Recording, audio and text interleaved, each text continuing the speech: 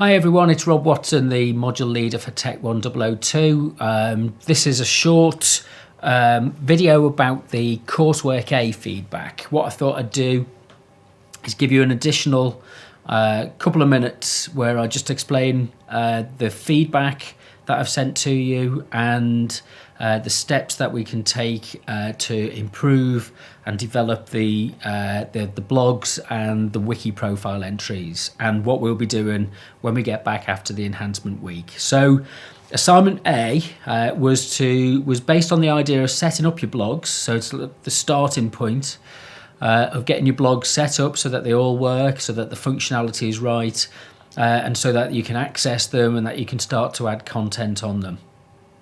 I wasn't particularly going to over-police the kind of content that you posted. We'll do that with the next assignment and the assignment after that. But in the first instance, I just wanted to see you using the blogs well, adding media, putting links in there, and talking about things that you are particularly interested in yourself. So the starting point was quite broad, but there were some specific tasks that we needed to get established and get ticked off so that we can all move on together to the next stage. And some of those things were things like changing the domain name. The vast majority have changed their domain name. There's still one or two that need to change that. Making sure that your name's displayed correctly, your full name, not a nickname, and not your P number. Anonymity in this instance isn't something that we're looking for. And also that you've used the DIY DMU category, which is quite important, because what we want to do is the blogs that you'll produce for this module, you'll click that category, and that enables us to take a feed from your blog and share it on the DIY DMU blog site. And the address for that is diy.our.dmu.ac.uk. And if you visit that, bring it up in your browser in a minute, have a look at it. It's got a lot of blogs there that people have been reading, and when you click on to read one of the blogs in more detail, it takes you through to that person's site. So it's kind of, if you like, a way of gathering everything together and then allowing you to access the individual blog sites. It's a good way of promoting yourself, so we need to get the word out there about the site and the kind of things that you're writing about and demonstrating that you can do. So it was 3 blogs I'd looked for in this assignment. I was also looking for the way that you might personalise the site in some way. A lot of you have stuck to using the basic, really boring, standard themes that have just kind of come out off the shelf. I think as we move along, I'm really looking for you to do some design your own banner, put your own photographs in the background. Some of the themes don't lend themselves to being personalised as well as other themes, so you maybe need to think about how you use the themes and what allows you to demonstrate your creativity more than, one blog site looks very texty, like you're reading a book, but it doesn't really give you a kind of sense of personal identity. It doesn't say anything about you and what you can do and what you're interested in. It's just really kind of a blank sheet of paper. So I'd kind of steer away from those kind of blogs and go for the ones where you've really got a lot more control over them. And this is the kind of thing that we can look at and talk about in the workshop sessions. And I was also looking for the way that you would take other forms of media and links to other websites and other things that are going on online. So did you use YouTube video? Did you put photographs in there? What I'm really interested in is not so much the images that you collect from the web, from a Google search or something, from an image search. Really, I'm interested in what we'll do as we move forward is the type of images that you can produce yourself that demonstrate your unique experience, that you capture as you're going along. So we're not just recycling things that are already available on the web. What we're actually doing is we're taking content which you've created and it's unique to you, and that's your big advantage, that your experience in this process, doing this here and now. And you might look back on this in years to come and go, wow, that was something that we did at that time. Do you remember those times when we did this? So we're getting into the habit and the practice of capturing things as we go along. And there's lots of ways we can do this. There's not a particular right or wrong way. There's just ways that are more effective than others. So we just need to think about how we do that as we go along. So what I was looking for in the activity overall was, first of all, are you able to follow a set of instructions? And it, it's really important that we figure out on what basis we're being asked to work. Working at university is a different way of working, and what I wanted to establish was, well, can you follow through the instructions? Even if the instructions are incomplete and vague, can you fill in some of the gaps? Can you ask the questions that you need to complete those gaps? So the other thing I was looking for is that you're able to ask questions, and this is why being at the workshop sessions is really important, because it's where you get the opportunity to ask. It's where you get the opportunity to discuss and share your information. I really want to encourage that kind of co-creation, collaboration. It's really important. We don't need to do this on the basis of working in isolation.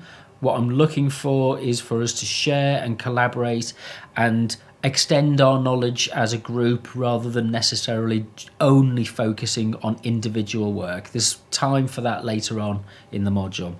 The other one is kind of double checking. Did you do that independently?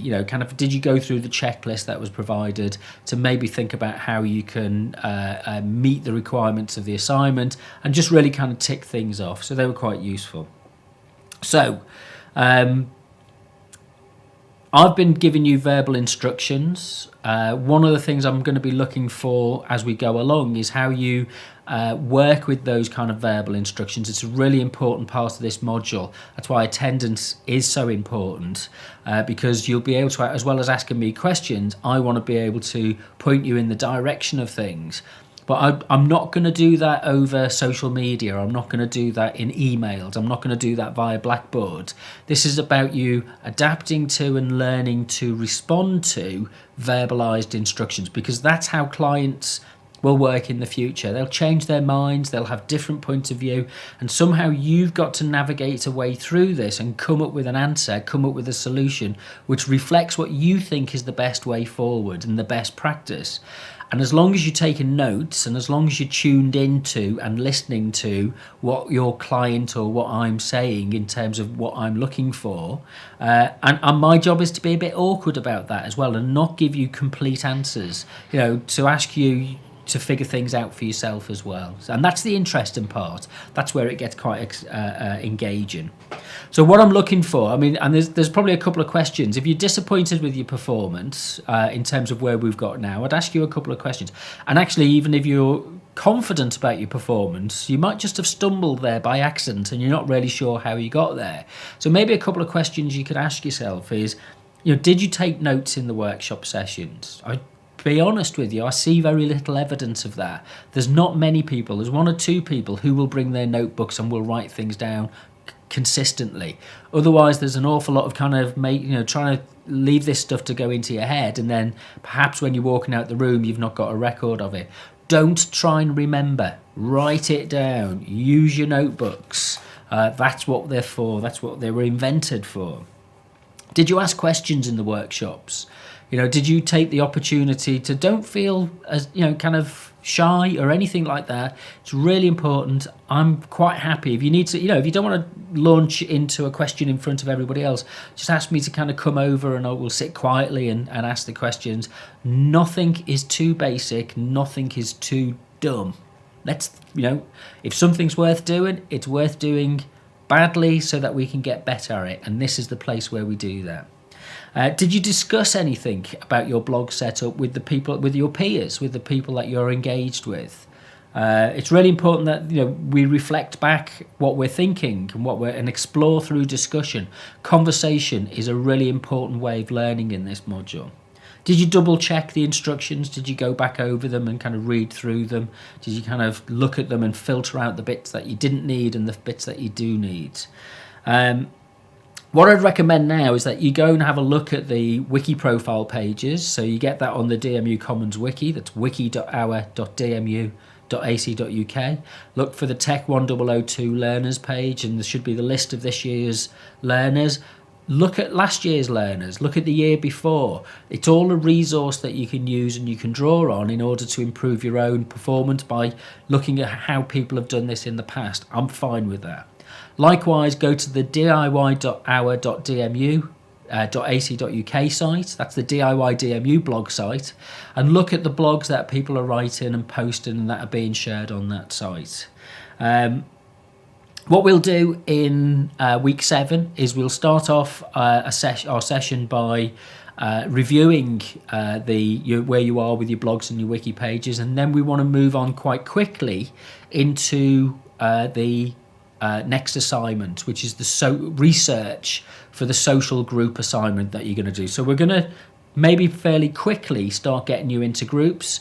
We'll allow some time over the next few weeks for us to think about potential topics and subjects that we want to look at. We'll also look in the worksheet that I'll produce. There'll be different examples of social media and how we can use them in order to be able to reconfigure, if you like, our sense of sociability. I think that's the underlying thing that we're going to start to look at in practice in this module now, is how do we work collaboratively and how do we use social media to facilitate that. So I'm looking forward to the tasks and the challenges ahead. I hope you are as well. There's plenty of module reading and there's plenty of material to be viewed and watched that's listed on the wiki in both the lecture notes and the workshop sessions. So you've got lots of opportunity to be getting on with independent study. We'll sit and have conversations and discussions about these things. That's really where I want to start taking these things. So the workshop sessions are about reinforcing the learning and the thinking that we're doing independently, as well as the practical tasks that we're going to undertake in the labs. I've gone on a bit longer than I intended to, but I'm glad I got through the marking all of the assignments. There was a lot of them, and I'll email them out to you today, so that you should be able to kind of review where you are at this point and what we need to do to move forward. So I'll speak to you soon.